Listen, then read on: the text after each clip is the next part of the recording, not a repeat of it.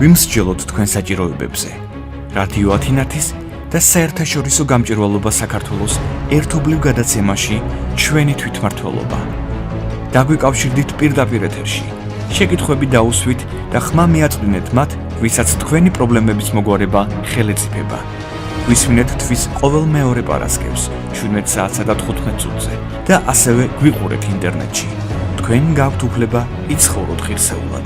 ჩვენი თვითმმართველობა თქვენ სამსახურში. მოგესალმებით ძვირფასო რადიო მსმენელებო, დღეს პარასკევია და ეთერშია გადაცემა ჩვენი თვითმმართველობა, რომელიც არის საერთაშორისო გამჭვირვალობა საქართველოსა და რადიო ათინათის ერთობლივი გადაცემა. ვიცით რომ რაღაც 2 დღეში საქართველოში ტარდება საპრეზიდენტო არჩევნები, ამიტომაც ლოგიკურია რომ დღეს ჩვენ დღევანდელ თემას სწორედ საპრეზიდენტო არჩევნებს ვუთმობთ. თუ გეგნებათ რაიმე კითხვა ან მოსაზრება, შეგიძლიათ დარეკოთ ჩვენს ნომრებზე 571 2205 ან დავკავშირდეთ რადიო ათინათის Facebook გვერდზე და მის მეშვეობით დაგვსვათ შეკითხვა. ჩვენ დღევანდელი გადაცემა 2 ბლოკად არის დაყოფილი. პირველ ნაწილში ჩვენი სტუმრები არიან ქალბატონი მირანდა მესხი, ზუგდიდის საოლქო საარჩევნო კომისიის თავმჯდომარე და ქალბატონი მინჯორაია, რომელიც არის დემოკრატიული ჩართულობის ცენტრების ქსელის ზუგდიდის წარმომადგენელობის კოორდინატორი. მეორე ნაწილში კი გვეყოლება სტუმრად უკვე უშუალოდ სადამკვირვებლო ორგანიზაციების იურისტთა ასოციაციისა და ISFED-ის წარმომადგენლები. მოგესალმებით, მადლობა გადაცემაში მოგზაურობისთვის. ქალბატონი მირანდა, თქვენთან მექნება პირველი შეკითხვა. როგორ წარიმართა წინასაარჩევნო პროცესი? ნუ კი არის ერთი დღე დარჩენილი, მაგრამ დღევანდელი მდგომარეობით რო შევაფასოთ, როგორ აფასებთ იმ პროცესებს, რაც ზუგდიდის საოლქო საარჩევნო კომისიამ გაიარა დღემდე? მოგახსენებთ, რომ წინასაარჩევნო გარემო არის 7 უსაფრთხო. ყველანაირად ვცდილობთ, რომ ვინაიდან ეს 2 თვე მუშაობდით და ყველაფერს ვაკეთებდით ამ მრჩევლისთვის, ამ მრჩეველს შეექმნას უსაფრთხო კომფორტული საარჩევნო გარემო. რისთვისაც გაკეთდა ყველაფერი, საოლქო საარჩევნო კომისიები უზრუნველყოფილნი არიან საჭირო ინვენტარით, დოკუმენტით, გარდა ბიულეტენების ბლოკნოტებისა, რომლის გაცემა მოხდება ხვალ, ვინაიდან ვიცით, რომ არაგვიანეს 12 საათისა გაიცემა, შესაბამისად ხვალ 11 საათიდან მოხდება მათი გაცემა და დაცვის პოლიციის თანხლებით გაცილება საოლქო საარჩევნო კომისიებში. კი ბატონო, ქალბატონი, თქვენი ცენტრი რა ფორმით ერთვება არჩევნებში და რა იქნება ის როლი, რომელსაც თქვენ არჩევნების პერიოდში შეასრულებთ? დიახ, არჩილ, უპირველეს ყოვლისა მე მინდა მივესალმო რადიო ათინათის მსმენელებს და მინდა გითხრათ, რომ ჩვენი ცენტრი არჩევნებთან დაკავშირებით მუშაობს როგორც არჩევნების წინასაარჩევნო პერიოდში, არჩევნების დღეს და არჩევნების შემდგომაც იმუშავებს. კონკრეტულად არჩევნების დღეს დემოკრატიული ჩართულობის ზუგდიდის ცენტრი, ისევე როგორც დანარჩენი ცენტრები მთელ საქართველოში, დანარჩენი 9 ცენტრი იმუშავებს განსაკუთრებულ რეჟიმში დილის 7 საათიდან იმ მომენტამდე, როდესაც გამოცხადდება პირველი საარჩევნო შედეგები. ანუ საღამოს დაახლოებით 8-9 საათამდე იმუშავებს. რა საქმიანობას გასწევს თქვენი ცენტრი არჩევნების დღეს? არჩევნების დღეს ჩვენი ცენტრი თავის ნეიტრალურ სივრცეს თავაზობს სადამკვირვო კომისიებს, საარჩევნო სუბიექტებს, მედია ორგანიზაციებს, ჟურნალისტებს, არასამთავრობო ორგანიზაციებს, საერთაშორისო ორგანიზაციებს იმისათვის, რომ გამოიყენონ ეს ცენტრი, იმისათვის, რომ ჩაატარონ ბრიფინგები, პრესკონფერენციები, სხვადასხვა ღონისძიებები, რომელიც მიმართული იქნება სწორედ აი ამ საარჩევნო საკითხებზე. ანუ რო შევაჯამოთ, ერთგვარად თქვენი ცენტრი იქნება ის დაწესებულება, სადაც დაინტერესებული პირი შეიძლება რაღაცა ტიპის ინფორმაცია მიაწოდოს ამ მრჩეველს, მოქალაქეს, ან თუნდაც პოლიტიკურ პარტიამ გააქვს რაიმე ტიპის. რა თქმა უნდა, გეთანხმებით, სულად გეთანხმებით. კი ბატონო, ქალბატონი მირანდა, ჩვენ როგორც ვიცით, რამდენიმე ათეული საჩივარი დაეწერა წინასაარჩევნო პერიოდში, რო გითხრათ, ძირითადად რა ტიპის და რა სახის საჩივრები იყო დაწერილი, მათ შორის იმ ორგანიზაციამ, რომელსაც მე წარმოადგენ, ჩვენც გვქონდა ერთ-ერთი საჩივარი დაწერილი. ზოგადად საჩივრები რომ მოვიხილოთ, რა თემატიკასთან იყო დაკავშირებული? მოგახსენებთ, რომ არჩევნების გამოცხადების დღიდან დღემდე დაწერილია სულ 45 საჩივარი ოლქში. 45-ვე არის რეგისტრირებული ატვირთული ცესკოს გვერდზე და 45-ვე საჩივარზე არის რეაგირება დამდგარი, ანუ გადაწყვეტილებაც შესაბამისად არის ატვირთული. რაც შეეხება საჩივრების შინაარსს.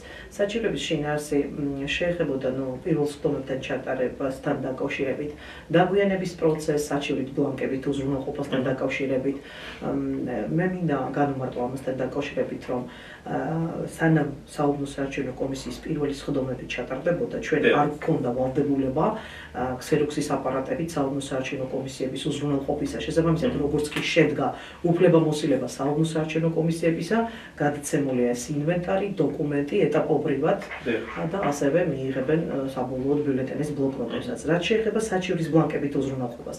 საჩივრის ბლანკები ჰქონდა ნიმუშის სახით თითოეულ საარჩევნო უბანს 3-4 ეგზემპლარი და შესაბამისად მოთხოვნის შესაბამისად იყო მიწოდებული ეს ბლანკები. თუნდაც რო არ ყოფილიყო, ეს იყო უბრალოდ ნიმუში სარეკომენდაციო ხასიათის, რომელიც ხელმისაწვდომია ყველა დაინტერესებული პირისთვის, ან თუნდაც უბრალოდ თაბახის ფურცელზე გაფორმებული საჩივარი, ნებისმიერი პრეტენზია ჩვენთვის იყო მისაღები, შესაბამისად იყო დარეგისტრირებული, ამ რეგისტრაციაზე იყო გაცემული ცნობა და რეაგირებაც დამყარი საოლქო საარჩევნო კომისიების მხრიდან. საინტერესოა ამ 45 საჩივრიდან რაც უშუალოდ ოლქში დაეჭერა, რამდენი იქნა დაკმაყოფილებული, ანუ რამდენის შინაარსი იქნა დადასტურებული და მისაღები დავუშვათ საოლქო საარჩევნო კომისიისთვის.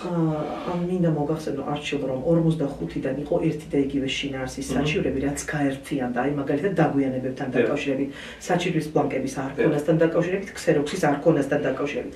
გაერთიანდა და შესაბამისად წერილით გაეცა პასუხი, კონკრეტულად ჩემს მიერ, ვინაიდან მე გავხდით უფლებამოსილი პირი, ამასთან დაკავშირებით და თვითონ ამ წერილსაც ჰქონდა გასაჩივრების ვადა, ორდღიანი ვადა და შესაბამისად ის რგოლი, სადაც უნდა გასაჩივრებულიყო ეს საჩივრები.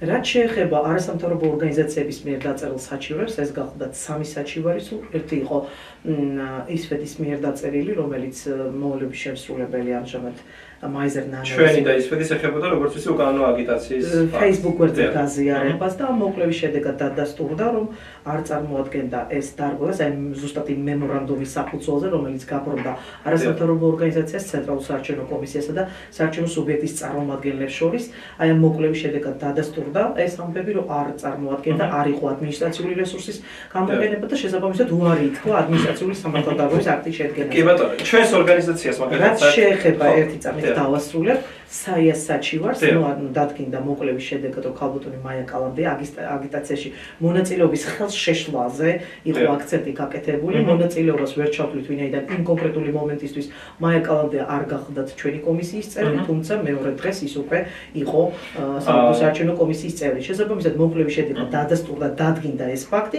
და გადაეცა ადგილობრივ თვითმმართველობას უკვე პასუხისმგებლობის დაკისრების საფუძველი ამ კონკრეტულ კი ბატონო, აი ISFED-ის და გამჭვირვალობის საჩივართან დაკავშირებით რო დავაზუსტოთ რა, ჩვენ მაგალითად ჩვენ საჩივარში ჩვენ აღმოაჩინეთ, რომ ერთ-ერთმა საჯარო მოხელემ სამუშაო საათებში გააზიარა Facebook-ზე სააგიტაციო მასალა, რაც ჩვენი შეფასებით არის სერიოზული პრობლემა, იმიტომ რომ არ შეიძლება საჯარო მოხელე თუნდაც სოციალური ქსელის მეშვეობით, რომელსაც ხშირ შემთხვევაში შეიძლება უფრო მეტი მნახველი ყავდეს, ვიდრე დავუშვათ პირისპირ შეხვედრებს, აზიარებდეს, აი რა ფორმით ადგენთ, აი როგორ ადასტურებთ იმას, რომ ამ ადამიანმა ნამდვილად არ გამოიყენა სამსახურეობრივი კომპიუტერი ან ინტერნეტი ამ ყველაფრის გამოსაყენებლად. ანუ თუ მოკვლევის შედეგად დადგინდა, რომ ეს იყო მობილური ტელეფონით გაზიარებული Facebook გვერდზე, თავის საკუთარ გვერდზე, ეს ინფორმაცია შესაბამისად ჩვენ გავუგზავნეთ წერილი ამ კონკრეტულ პირებს, ეს ეხებოდა მოვალეობის შემსრულებელ ბატონ მაიზერ ნანოვას და ჯიხაშკარის წარმომადგენელს, დიახ. ანუ დადგინდა, რომ მათი საკუთარი მობილური ტელეფონიდან მოხდა Facebook გვერდზე გაზიარება. ადმინისტრაციული თავიანთი მოკვლევის შედეგად, ანუ ჩვენ გამოძიებას და ანუ თვითონ სოფლის წარმომადგენელმა გითხრათ, რომ მე ჩემი მობილური გამოვიყენე და ამას ეხდებით, ხო? დიახ, ანუ წერილი გაიგზავნა და მათი მხრიდან იყო პასუხი გაცემული, რომ იყო საკუთარი ტელეფონით გაზიარებული და ასევე დადგინდა დამატებით, რომ იყენებდა თუ არა ის იმ კონკრეტულ რესურსს, დაუშვათ ბიუჯეტიდან ან თვითმმართველობის ბიუჯეტიდან ერიცხებოდა თუ არა მას თანხა ამ კონკრეტულ ტელეფონზე. ამის შესაბამისად გადაწყდა, ანუ იყო თუ არა ეს ადმინისტრაციული სამართალდარღვევის აქტის შედგენის საფუძველი, რაზეც ითქვა უარი. კი ბატონო, საჩივრებს ცოტა მოგემთავრებთ. ქალბატონო ეკა, ჩვენ ვიცით, რომ თქვენს ცენტრში რაღაცა დებატები თუ დისკუსიების ტიპის ღონისძიებები წარიმართა. რა მიზნას ისახავდა ეს შეხვედრები და რა შედეგი მივიღეთ რეალურად? ანუ რა აქტივობა განახორციელებთ ბოლო რამდენიმე დღის მანძილზე მიმდინარეობდა? დიახ, არჩილ, ჩვენ ჩავატარეთ 5 შეხვედრა აი ბოლო პერიოდში, რომელიც ეხებოდა საპრეზიდენტო კანდიდატების მხარდამჭერთა, ასე რომ ვთქვათ, შეხვედრა სამოქალაქო საზოგადოების წევრებთან. ისევ და ისევ პირველი 5 კანდიდატი, რომელიც დასახელდა სამოქალაქო საზოგადოების წევრებთან გამოკითხვის გზით, შევარჩიეთ 5 კანდიდატი და ამ კანდიდატის მხარდამჭერებთან, სახელმწიფო მხარდამჭერ მოქალაქეებთან მოხდა შეხვედრა სამოქალაქო საზოგადოების წევრების და ყველა ეს შეხვედრა რა თქმა უნდა ემსახურებოდა მოქალაქეების საარჩევნო პროცესებში ჩართულობის დონის გაზრდას, მოქალაქეთა ინფორმირებას იმისათვის, რომ შემდეგ უკვე მათი პოლიტიკური არჩევანი სწორად გაკეთებულიყო და სწორედ ამას ემსახურებოდა. კი ბატონო, ძალიან კარგი ხალხო მირანდა, ორი კითხვა მაქვს თქვენთან და ამით მოვჩებით ჩვენს პირველ ნაწილს. პირველი შეეხება იყო ბევრი კითხვის ნიშანი, თუნდაც ნაციონალური მოძრაობის წარმომადგენლების მხრიდან პროფესიული ნიშნით საარჩევნო კომისიის წევრების მიმართ, რომ თითქოს იქ ადამიანები შეირჩნენ იმ ნიშნით, რომ რაღაც ახლობელი, თქვენს ახლობლებზეც იყო საუბარი და რომ რეალურად ეს პროფესიული ნიშნის შერჩეული ადამიანები კონკრეტული პოლიტიკური პარტიის ინტერესების გამტარებლები არიან. რა იქნება თქვენი კომენტარი ამ საკითხზე, ზოგადად რა პროცედურები წარმართეთ თქვენ ადამიანების პროფესიული ნიშნის შერჩევად? ანუ მოგახსენებთ ამასთან დაკავშირებით ბატონო არჩილ ჩვენ გამოცხადებული ჰქონდა კონკურსში მონაწილეობას იღებდა მსურველები, ანუ შესაბამისად შემოტანილი იყო მათი მხრიდან აპლიკაციები და ის საარჩევნო გამოცდილების ფონზე მიღებული სერტიფიკატები, ზოგს ადმინისტრატორის კურსებია გავლილი, ზოგს საარჩევნო განვითარების სკოლა, ზოგს საარჩევნო მოხელის სერტიფიკატი და ასე შემდეგ. ამ კონკურსანტაგან თითოეულმა კომისიის წევრმა მიიღო ინდივიდუალური გადაწყვეტილება ამ აპლიკაციის გაცნობის შემდგომ და შესაბამისად თითოეულმა ინდივიდუალურად გადაწყვიტა, ვის მისცემდა ხმას, ვისთვის დაეჭირა მხარი, შესაბამისად ამ მასალის გაცნობის შემდგომ 7 და 7-ზე მეტი ხმა უკვე იყო არჩეული ამ კანდიდატთაგან. შესაბამისად დარეგისტრირებული კომისიის ანუ აპლიკანტებისგან კომისიის წევრები შეირჩა ხმების უმრავლესობა. 10 ხმა იყო არჩეული 10 ხმით 9 ხმით ეს კომისიის წევრები საოლქო საარჩევნო კომისიისა, ერთი არ ღებულობდა მონაწილეობას ნაციონალური მოძრაობიდან დანიშნული კომისიის წევრი, დანარჩენი ყველა იღებდა მონაწილეობას. კი ბატონო, უბრალოდ პრობლემაა ის, რომ მუდმივად ყოველ წელს ისმის ხოლმე კითხვის ნიშნები, თუნდაც რაღაცა ჩანაწერები გავცელდა, ოღონდ ეს თბილისთან მიმართებაში, როდესაც წინასწარ ჰქონდათ რაღაცა სიები შედგენილი და ბოლო კითხვა, რამდენად არის დღეს მომზადებული საოლქო საარჩევნო კომისიები არჩევნების კარგად და თავისუფლად კანონიერად ჩასტარებად, ანუ როგორ ფიქრობთ თქვენ ამდენი წლიანი გამოცდილების მერე, რამდენად კვალიფიცირებები არიან დღეს საოლქო საარჩევნო კომისიის წევრები, რომ არჩევნები კარგად წაატარონ? ანუ მინდა დავუბრუნდე იმ წინა კითხვას, ვინაიდან კითხვის ნიშნები არსებობდა. კონკურსში მონაწილეთაგან არავის არ ეზღუდებოდა, აი დაუშვათ ვიღაც თუ პოლიციის თანამშრომლის და არის პოლიციის თანამშრომლის ბიძაშვილი, საკრებულოს თავმჯდომარის ბზახალი და ნათესავი, მათ არ ეკრძალებათ კონკურსში მონაწილეობა, შესაბამისად კანონის დაცვით იღებდნენ კონკურსში მონაწილეობას და ასევე კანონიერად მოხდა მათი არჩევაც. ანუ ხმების უმრავლესობით, გეუბნებით 10, 9 და მინიმუმი იყო 8 ხმა. მათ რაც წარმოადგენს ეს სიარო აქტივისტი, მოძრაობის წევრი, ამას არ აქვს არგუმენტი, ჩვენ არ გვევალება მოკვლევა ამასთან დაკავშირებით და თვითონ მათაც არ აქვს წარმოდგენილი აი ეს მოკვლევის შედეგები. რაც შეეხება საოლქო საარჩევნო კომისიებს, ამდენად არის ეს. საოლქო საარჩევნო კომისიებზე მინდა მოგახსენოთ, რომ მათ ჩაუტარდათ პროცედურული ტრენინგები, თვითონ ამ პროცედურული ტრენინგების ფორმატიც იყო შეცვლილი, ყველა კომისიის წევრს მათი კომპეტენციის ფარგლებში მიეწოდა პროფილური წოდნა. ხელმძღვანელ პირებზე ჩატარდა 2 ეტაპად პროცედურული ტრენინგები, პირველი, მესამე ეტაპი, მეორე ეტაპი იყო უბნის კომისიის წევრებისთვის და მეოთხე ეტაპი მთლიანი შემადგენლობისთვის იმიტაციის ეტაპი, რასაც ქვია. შესაბამისად, მათ ჩვენ ამ პროცედურული ტრენინგებით შევძინეთ კვალიფიკაცია, ისინი წარმოადგენენ კვალიფიციურ კადრებს და ყველა საოლქო საარჩევნო კომისია არის მზადყოფნაში იმისთვის, რომ ამორჩევოს კონკრეტულად 28 ოქტომბერს შეუქმნან უსაფრთხო კომფორტული საარჩევნო გარემო და მოემსახურონ თითოეულ ამორჩევლს. კი ბატონო, წარმატებებს გისურვებთ, წარმატებები 28 ოქტომბერს, ნამდვილად ძალიან ბევრია დამოკიდებული როგორც საოლქო, ასევე საოლქო საარჩევნო კომისიაზე, არამხოლოდ არჩევნებზე, თუმცა საარჩევნოებში წარმატებებს გისურვებთ. მადლობას გიხდით გადაცემაში მოგზაურობისთვის. შევახსენებთ, რომ ჩვენი გადაცემის პირველი ნაწილის სტუმრები იყვნენ ხალხური მირანდა მესხი, ზუგდიდის საოლქო საარჩევნო კომისიის თავმჯდომარე და ხალხური მინჯორაია, დემოკრატიული ჩართულობის ცენტრების ქსელის, ზუგდიდის წარმომადგენელობის კოორდინატორი. ჩვენ რეკლამის შემდგომ უკვე ახალ სტუმრებთან ერთად დავბრუნდებით პირდაპირ ეთერში. სარეკლამო პაუზის შემდგომ ჩვენ ისევ დაბრუნდით პირდაპირ ეთერში. შეგახსენებთ, რომ დღეს ჩვენ საუბრობთ საპრეზიდენტო არჩევნებზე. დღევანდელი გადაცემის მეორე ბლოკის სტუმრები არიან ჯემალ ჭკადუა, საქართველოს ახალგაზრდა იურისტთა ასოციაციის ზუგდიდის ოფისის ხელმძღვანელი და აქუბარდია, სამართლიანი არჩევნებისა და დემოკრატიის საერთაშორისო საზოგადოების კოორდინატორი, წარმომადგენელი ჩვენს მუნიციპალიტეტში. მოგესალმებით, მადლობა გიხდით გადაცემაში მობრძანებისთვის. თუ გექნებათ რაიმე კითხვა ან მოსაზრება, შეგვიძლიათ დაკავშირდეთ რადიო ათინათის Facebook გვერდზე და დაგვისვათ თქვენ შეგვიხან დაარეკოთ ჩვენს ტელეფონის ნომერზე 71222509. დათა, მოდით თქვენ დავიწყებთ, თქვენი ორგანიზაციაც იცით რომ აკვირდება არჩევნებს. როგორ შეაფასებთ წინასაარჩევნო გარემოს მიმდინარეობას უშუალოდ ზუგდიდის ზუგდიდის ოლქში და რა ტიპის რა სახის დარღვევები იქნა თქვენს მიერ გამოვლენილი? მოგესალმებით, მადლობა გადაცემაში მოწვევისთვის. წინასაარჩევნო პერიოდში გამოიკუთა შემდეგი სახის დარღვევები, ეს იყო საკრედიტაციო მასალების დაზიანების ფაქტები, ასევე საჯარო რესურსის გამოყენების, შადრგამოყენების ფაქტები იყო.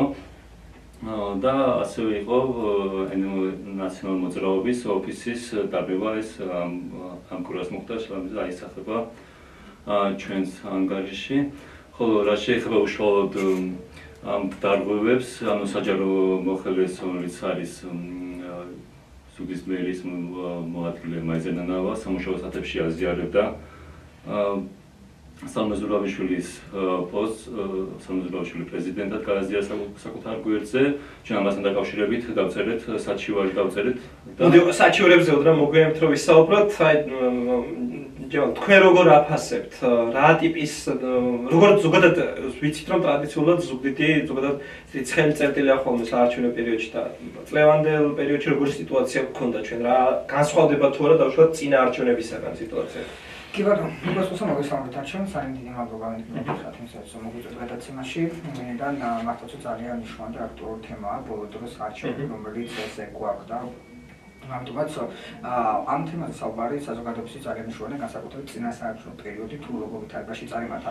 მოგესალმებით, რომ ჩვენ 29 აგვისტოში რაც წინასაარჩევნო პერიოდი დაიწყო, მაშინ გვაგვირდებით არჩევნებს, სწავლობთ ყველა იმ შესაძლო დარღვევებს, რომელიც შეიძლება მომხდარიყო ამ შემთხვევაში ჩვენს ოლქში და არა მარტო ჩვენს ზუგდიდის ოლქში, არამედ სამეგრელოს ემოსვანეთში. მინდა გითხრათ, რომ ეს არჩევნები არის ალბათ განსხვავებული იმით, რომ წინასაარჩევნო პერიოდის განმავლობაში ჩვენ არ გვქონია ფიზიკური დაპირისპირება. ამ შემთხვევაში რა თქმა უნდა სხვადასხვა ესქესები, მაგრამ უშუალოდ ფიზიკურ დაპირისპირებას ადგილი არ ქონია. წინა არჩევნების მსგავსად ამ შემთხვევაშიც იყო ეს შემდეგი სახის ფაქტი, როდესაც ადგილი ქონდა და უშუალოდ IP წარმომადგენლების სიდიების თანხმობის მიერ შესაძლოა სიების შედგენის ფაქტთან დაკავშირებით და ამაზე შეიძლება მოგვიანებით ვისაუბროთ კიდევაც, რომ ჩვენ უშუალოდ ფაქტები გვაქვს ამასთან დაკავშირებით და მტკიცებულებიც გვაქვს ფოტოსურათის სახით. მსგავსი სახის დარღვევები იყო, რა თქმა უნდა, იყო ასევე შემთხვევები, როდესაც უშუალოდ კანდიდატების წინასაარჩევნო შეხვედრებით ხელშესის ფაქტი იყო და არა მარტო ჩვენთან, არამედ სხვა ოლქებშიც. ან დავშვათ აი ეს მსგავსი ტიპის დარღვევები იყო, ასევე იყო იგივე თუნდაც საოლქო საარჩევნო კომისიის მიერ საუბუნო საარჩევნო კომისიის წევრების შერჩევის დროს მოხდა დარღვევები, რასაც ჩვენ აღვნიშნეთ და ხავზე გავშვით თუ რა სახის ამ შემთხვევაში ხაროზები გამოჩნდა და რა შეიძლება გამოსწორდეს შემდეგ. მოდით ამ ნაწილს რომ შევეხოთ, დავშვათ კომისიის წევრების შერჩევის დროს რა ტიპის დარღვევები იქნა გამოვლენილი, იმიტომ რომ წინა ბლოკში ავტონომია მირანდა მესხმა აღნიშნა რომ არნაირ დარღვევას ადგილი არ ქონია და ყველაფერი ნორმალურად წარიმართა, თუმცა ჩვენ გვახსოვს რომ იყო ხმაური დაპირისპირება, კამათი დისკუსია ამ საკითხზე, ვიცით რომ თქვენ აკვირდებოდით ამ პროცესს და რა არის ის დარღვევები, რაც გამოავლინეთ კომისიის წევრთა შერჩევის პროცესში? მოდი ამას უშუალოდ საარჩევნო კოდექსის დარღვევას ადგილი ნამდვილად არ ქონია, უბრალოდ აქ შეგვქონდა რეკომენდაციები, რომელიც საოლქო საარჩევნო კომისიამ და უშუალოდ ცენტრალურ საარჩევნო კომისიამ აღარ გაიზიარა. მოგეხსენება და კარგად წინასაარჩევნო დროს საოლქო საარჩევნო კომისიის როდესაც ხდებოდა საოლქო საარჩევნო კომისიის წევრების შერჩევა, ხდებოდა გასაუბრებები და ჩვენ ამ შემთხვევაში შეგვიძლია ნათლად დაგვენახავთ თუ როგორ ხდებოდა შერჩევა და ასე შემდეგ. განსხვავებით წინარჩევნოსაგან წელს საოლქო საარჩევნო კომისიამ არ ქონდა ვალდებულება ჩაეტარებინა გასაუბრება, რაც მოცემულ შემთხვევაში გასაუბრების მოხდა აღნიშნულების არჩევა. ჩვენი რეკომენდაცია იყო, რომ მოცემულ შემთხვევაში ყოფილიყო გასაუბრების ჩატარება, რაც არ მოხდა. ერთადერთი განსხვავება ამ შემთხვევაში ის იყო, რომ შესაძლებლობა ჰქონდა თუ ჩაეტარებინათ, რომ ვალდებულება აღარ გაჩნდათ. ეს შესაძლებლობა გამოიყენა ეთნიკურ მოძრაობის წარმომადგენლებმა ევროპულმა საქართველომ. მაშინ იყო პრობლემა, პარტიის წარმომადგენლებს ჰქონდა პრობლემა, რომ მათ ფართის არ უთმობდნენ, მაგრამ ცენტრალურ საარჩევნო კომისიამ თუ კარგად მახსოვს 3 სექტემბერი იყო ზუსტად არ მახსოვს, მისცა რეკომენდაცია საოლქო საარჩევნო კომისიამ დაეთმოთ ამ ადამიანების ფართი, რომ ჩაეტარებინათ გასაუბრება, ჩაატარდა კიდეც გასაუბრება, დაახლოებით 50-მდე ადამიანი მოიწვიეს, მაგრამ აქედან მხოლოდ რამოდენიმე ერთეული ადამიანი მოვიდა. სადღაც 23 ადამიანი მოვიდა სიმართლეთან გასაუბრებაზე, სხვა დანარჩენები არ მოსულა. როგორც მოგვიანებით აღნიშნულ პირმა განმარტეს, დაბარებულ პირებს განუმარტავდნენ, მათ არავითარი ვალდებულება არ ჰქონდათ მისულიყო. ვინ განუმარტავდა ამას? საოლქო საარჩევნო კომისია თუ ის ვინც დაიბარა? ეს უცნობია, შოთი სიმართლე გითხრათ, ანუ ვინც დაიბარა, მაგათ მნიშვნელოვანი იყო მოსულიყო და აი ვინ ეუბნებოდა ადამიანს, რომ აღარ მოსულიყვნენ და ასე შემდეგ, ანუ მას შემდეგ რაც ოპოზიციურ პარტიის წარმომადგენლები დაუკავშირდნენ ამ ადამიანებს დაიბარეს, მაგის შემდეგ ვიღაცა დაუკავშირდა, როგორც პარტიის წარმომადგენლები გვეუბნებოდნენ ჩვენ, ვიღაც სხვა წარმომადგენლები დაუკავშირდნენ, უთხრეს რომ მათ არ ჰქონდათ ვალდებულება მისვლა შემეცად არც მოსულა. გასაგებია დათა თქვენ ახსენეთ რომ დაწერეთ საჩივარი რას შეეხებოდა ესე ზოგადად რამდენი საჩივარი დაწერეთ წინასაარჩევნო პერიოდში და რა შინაარსის საჩივრები გაქვთ? ხო, საჩივარი ანუ ეს საჩივარი დავწერეთ ზუგდიდში იყო, დანარჩენ ოლქებშიც დაიწერა, მაგრამ მე უფრო ზუგდიდზე გავამახვილებ ყურადღებას. ანუ სამშაბათ საათებში ზუგდიდის მერის მოადგილე მაიზერნანამ გაიზიარა სამეზურაბიშვილის ფოტო და რიგითი ნომრით 58 სამეზურაბიშვილი პრეზიდენტად ამაზე და პასუხი რა იყო საოლქო საარჩევნო კომისიის? იყო რომ ანუ ეს გაზიარება მოხდაო, ჩვენს ანუ სახელმწიფო ბალანსზე არსებული ანუ მობილური ინტერნეტი და არ მოხდა რომ ამის გაზიარება, ანუ ჩვენ ბალანსზე არსებული მოხდაო გაზიარება და ჩვენ ხა ვერ დავადგენდით მართლა იმით მოხდა რომ საინტერესო როგორ ადგენდით საოლქო საარჩევნო კომისია ამას ანუ რა მეთოდით ანუ ეთქვა სავარაუდოდ როგორც ქალდა მილანდა მამში ისინი ეყრდნობიან იმ ადამიანის ნათქვამს ანუ ენდობიან რეალურად ვინც გააზიარეს და ვიცი ნავთეგადაც არის საჩივარი ჩვენს ჰქონდა გამჭირვალობასაც იგივე საჩივარი თუმცა იგივე მიზეზის გამო ზოგადად სამწუხაროდ არსებობს პრაქტიკა ესეთი რომ საოლქო საარჩევნო კომისიებს არ მიაჩნიათ პრობლემად ის რომ საჯარო მოხელე ფეიქ გააზიაროს დაასუსტებავს რომ უნდა გამოიყენოს სამსახურებრივი კომპიუტერი და ან ინტერნეტი რომლის დადასტურება ჩვენ რა თქმა უნდა ფაქტობრივად არ შეგვიძლია დანართული არის. თქვენი საჩივრები რა შეეხებოდა იურისტთა ასოციაციამ რა ტიპის საჩივარი დაწერა საოლქო საარჩევნო კომისიაში? ჩვენ საჩივრები ერთადერთი საჩივარი დაიწერა ჯერჯერობით წინასაარჩევნო პერიოდის დროს, მოგესალმებით საჩივარი უფრო მეტად იწერება უშუალოდ. რაც შეეხება წინასაარჩევნო პერიოდში დაწერილ საჩივარს, ეს ეხებოდა დამოუკიდებელი კანდიდატის, ამ შემთხვევაში ქალბატონ ზურაბიშვილის შეხვედრა ზუგდიდის ამორჩეულთან, როდესაც ის მოსწავლე ახალგაზრდობის სასახლეში ხდებოდა ამორჩეულს. ამ შეხვედრის დროს ერთ-ერთი მოქალაქე, ქალბატონ მაია იყო, რომელმაც შეხვედრის ჩაშლა არ, მაგრამ ერთ სიუჟეტი ჩანს, როდესაც საუბრობს ის, რომ ის არ მისცეს ქალბატონ ზურაბიშვილის შეხვედრის ჩატარების შესაძლებლობას და ასევე სიუჟეტში ჩანს, როდესაც ქალბატონ ზურაბიშვილი საუბრობს, ასევე ქალბატონი მაია პირველად საუბრობს და ცდილობს ამ შემთხვევაში, რომ ეცქმა გადაყენება. თქვენ ეს გაასაჩივრეთ. ხო, ამასთან დაკავშირებით მინდა ნებისმიერ პირს იქნება დამოუკიდებელი კანდიდატი თუ ამ შემთხვევაში სახელმწიფო პარტიის წარმომადგენლის მიერ წარმოქმნილი კანდიდატი თუ ოპოზიციურ პარტიის მიერ უნდა ქონდეს და რა გადაწყვეტილება მიიღო საოლქო საარჩევნო კომისიამ როგორც ვიცი ადმინისტრაციული წარმოება ჩაატარა და ვინაიდან ადმინისტრაციამ დარაგვეს უქმის შექმნის უფლებამოსილება გააჩნია თვითმმართველობას, ვინაიდან მოგეხსენებათ რომ წინასაარჩევნო პერიოდის პაკეტი ჩამოხევის ხელის შესაძლებლობთან დაკავშირებით ადმინისტრაციამ დარაგვეს უხსაადგილს ამ შემთხვევაში თვითმმართველობა, ჩვენი საჩივარი გადაგზავნილია თვითმმართველობის ორგანოებში და შემოსა ველოდებით მათგან რეაგირებას აუცილებლად. კი ბატონო, რაც შეეხება თორემ საჯარო სულ არის საუბარი იმას რომ ხდება საჯარო მოხელეების მობილიზება და რა თქმა უნდა ჩვენც რო ვაკვირდებით ხოლმე ამ წინასაარჩევნო დიდ მასშტაბურ შეხვედრებს იქ ძალიან ბევრი საბიჭო და დაწესებულების თანამშრომლები ესწრებიან. თქვენი აზრით რა განაპირობებს ამას? ცოტა შეიძლება მიამიჯო კითხვა სვამ, მაგრამ მაინც ანუ მართლა მოსწონთ ყოველთვის საჯარო მოხელეებს ხელისუფლების კანდიდატი ახალგაზრდა პარტია თუ მათ ვინმე აიძულებს რომ გავიდნენ ამ ტიპის შეხვედრებს? Właśnie pasuje ძალიან რთულია საუბარი, როდესაც ინდივიდუალურ პიროვნებას ეხება, უშუალოდ კონკრეტულ პირ მხარდაჭერასთან დაკავშირებით, მაგრამ რაც ჩვენ გვაქვს ფაქტი, ბოლოს განსხვავებით წინასაარჩევნოსგან წელს ჩავუვარდა მტკიცებული სახით ფოტოსურათები, სამართლიანაჩევნთან ერთად ვიყავით, მაშინ შეხვედრა, ანუ იმ სადაც მივედით ერთ-ერთ აიბეში, ჩავუვარდა უშუალოდ ფაქტი, ფოტოსურათის სახით, სადაც ნათლად არის წარმოდგენილი, რომ აიბის თანამშრომლები ნამდვილად ახორციელებენ მხარდაჭერასის შედგენას. მე თქვენ მაყურებელს თქვენ მოგესალმებით ეს ფაქტი მოგეთ თქვენ მაყურებელს მინდა განვამარტო რომ ეს იყო ანუ ერთ თვალხის ფუძველზე თავში იყო წარწერა IP-ის სახელწოდება, შემდეგ ქვემოთ იყო უშუალოდ IP-ის თანამშრომელი სახელი, გვარი, პირადი ნომერი, რომელობაზეა ეს რეგისტრირებული, საკონტაქტო ინფორმაცია, ასევე მისი ოჯახის წევრები და სხვა პირები, რამოდენიმე სურათი გვაქვს ჩვენ და სასახელმთო იმას რომ მოსულ შემთხვევაში IP-ის თანამშრომლებს ნამდვილად ჰქონდათ ამ შემთხვევაში ვალდებულება ხდება, რომ მათი ხელმძღვანელობისთვის წარადგინათ ესე ჩვენი დავინტერესდით, ვინ იყო ეს ხელმძღვანელი და არ გვითხრათ მათი სახელები, მაგრამ გვითხროს, რომ აღნიშნულ ეს თითქოს და ბუნებრივად მიეშთათ მათი ქმედება, ვინაიდან მათი განმარტებით მსგავს ქმედება და სიები შედგენს ახორციელებენ წინა ხელისუფლების დროს და რა თქმა უნდა აღნიშნულ სულზეც იგივე საკითხი. დათა ვიცით ვინ დაავალა, ან ვისთან მიჰქონდათ ეს სიები თუ ეს ინფორმაცია? ანუ ეს ამაზე ინფორმაცია არ მოგწევს, ანუ თუნდაც ამბობდნენ რომ როგორც ახალგაზრდა ხელისუფლება წინა ხელისუფლებას მას ავალებდა ამ თანამშრომლებს. ანუ ამბობენ რომ არავის არ დავალებია და საკუთარი ნებით გააკეთეს თუ ვიღაცამ დაავალა. ვიღაცამ ან დაავალა, ანუ უფროსობამ დაავალა ასე ეს. ამ შემთხვევაში დავალების ვადილი ქონდა ისინი აღარ მალავდნენ, უბრალოდ გეუბნებოდნენ რომ ხელმძღვანელობა დაგვავალეთ და ხელმძღვანელთან უნდა წარადგინოთ ესე, მაგრამ ვინ იყო ეს ხელმძღვანელი? ჩვენთვის არ წარადგინეთ, პირიქით ჩვენთვის ისიც ძალიან მნიშვნელოვანი იყო, იმის შესაძლებლობა მოგცემთ ფოტოსურათი გადაგვიღო აი ამ მემებისათვის დოკუმენტებისათვის. ჩვენ სპეციალურად არ გავასაჭერეთ და შეგნებოდ აღარ გავასაჭერავთ ეს დოკუმენტები, ვინაიდან შესაძლებელი იყო რომ აღნიშნული ადამიანები საცხოვრებდნენ განთავისუფლებიდან და რამთავარი აღმაშენებელ დოკუმენტებში მოცემული პირადი მონაცემები და შემოსად ვინაიდან დაცული ყოფილიყო პირთა პერსონალური მონაცემები, სწორედ ამიტომ არ გასაჭიროებდა ეს დოკუმენტები.